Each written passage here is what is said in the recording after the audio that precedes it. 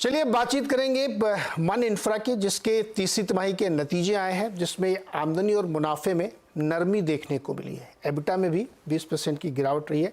हालांकि मार्जिन जो है 28% के मुकाबले बढ़ के 42% हो गए। नतीजों बातचीत करने के लिए हमारे साथ जुड़ रहे हैं मन इंफ्रा के एमडी मनन शाह। मनन, बहुत बहुत स्वागत है आपका सीएनबीसी आवाज़ पर।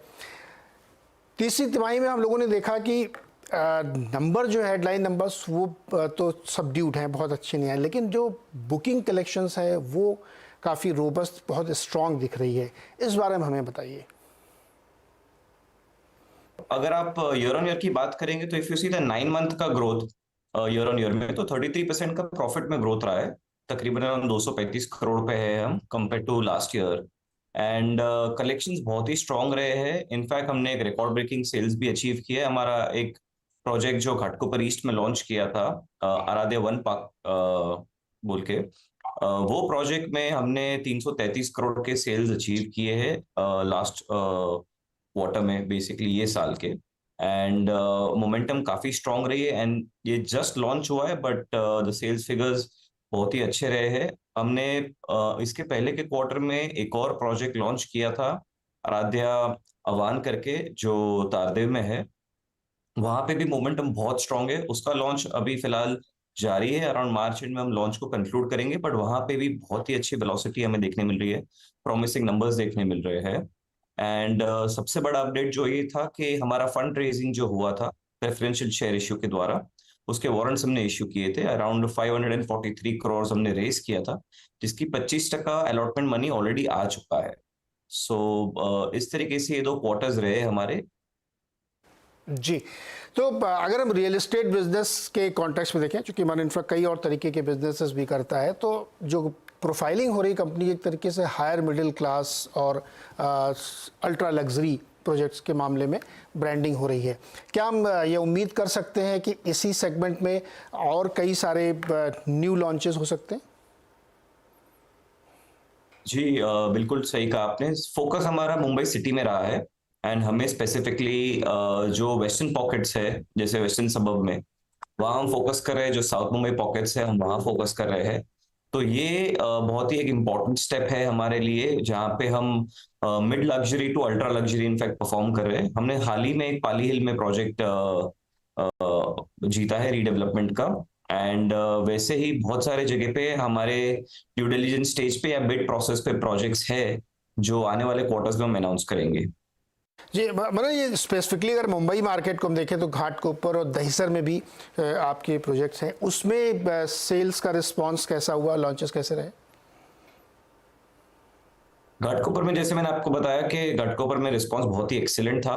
300 करोड़ के ऊपर की सेल्स अचीव हो चुकी है। एंड ये जस्ट कुछ ही दिनों की बात थी, लास्ट मंथ ही हमने लॉन्च किया है। एंड मोमेंटम जारी रहा है। एंड सेम वेलोसिटी हम कंटिन्यू देखते हुए एक्सपेक्ट कर रहे हैं, at least for another 3 to 4 months, जहाँ पे वो पर्टिकुलर प्रोजेक्ट के लिए। एंड जो दूसरे प्रोजेक्ट्स है, वहां पे भी सेल्स एंड ग्रोथ बहुत ही स्ट्रांग है। हमारा जू project almost on the verge of completion है। वहां पे 90% इन्वेंट्री सोल्ड आउट है। हमारा जो दहीसर प्रोजेक्ट है, जहाँ पे हमने फेज 2 लॉन्च किया था, उसके 2 टावर्स है, वहां पे हम 65% एंड अबाउ सोल्ड आउट है। अगर दूसरे प्रोजेक्ट्स की बात करें, जैसे विले पार्ले, उसकी ओसी आ चुकी थी लास्ट ईयर, 100% सोल्ड आउट था। एंड हाल ही में कुछ दिनों पहले हमारे घाटकोपर के जो दूसरा प्रोजेक्ट है, आराध्या वनर्थ करके, उसकी भी ओसी आई थी। तो वहां पे भी कलेक्शंस बहुत स्ट्रांग रहे हैं। एंड वहां पे भी 90% plus inventory sold out.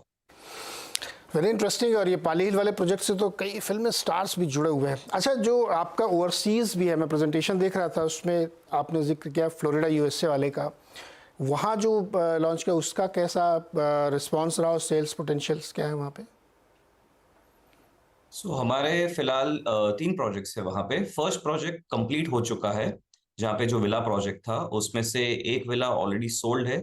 Second villa almost on the verge of selling है। ऑफर्स काफी सारे आ चुके हैं वाइस की तरफ से। तो वहां पे बहुत ही स्ट्रांग मोमेंटम है। दूसरा जो हमारा प्रोजेक्ट है, वो एक मिक्स्ड यूज डेवलपमेंट टाइप है, फोर्ट लॉडरडेल में, फ्लोरिडा में। तो वहां पे हम ब्रांडेड रेसिडेंसेस कर रहे हैं, रिट्ज कार्ल्टन रेसिडेंसेस। वहां पे जस्ट शुरुआत हुई है प्रोजेक्ट की, लॉन्च अभी होना बाकी है। लॉन्च प्लान किया गया है मार्च के महीने में। बट जो इनिशियल रिस्पॉन्सेज मार्केट से फीलर आ रही है वो बहुत ही अच्छा रिस्पॉन्स वहां पे देखने मिल रहा है। एंड तीसरा प्रोजेक्ट में हमारा लैंड एक्विजिशन जस्ट कंप्लीट हुआ है अभी, तो वो प्रोजेक्ट की लॉन्च का टारगेट है अराउंड जून के महीने में। अब ये तो थी बात रियल एस्टेट की, लेकिन MICL जो है इंफ्रा और EPC प्रोजेक्ट्स में भी बड़े पैमाने पे है, काफ़ी कॉन्ट्रैक्ट हैं। करंट ऑर्डर बुक आपकी कैसी है और किस तरीके के उसमें रिलाइजेशंस और मार्जिन्स हैं? तो ईपीसी में अराउंड 1,000 करोड़ के ऊपर की ऑर्डर बुक हमारी ऑलरेडी है।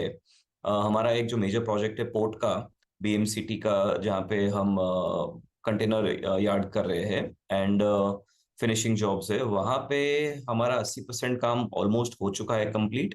वो भी अच्छे पेस पे है।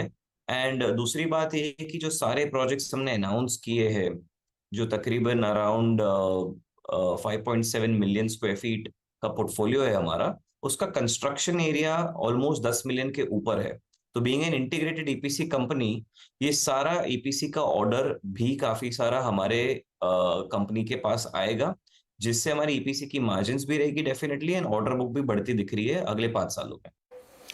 ओके, तो EPC की ऑर्डर बुक 1,000 करोड़ की है और रियल एस्टेट में आपने देखा ये US में भी बिजनेस है। मनन, बहुत बहुत शुक्रिया हमारे साथ जुड़ने के लिए और बातचीत करने के लिए।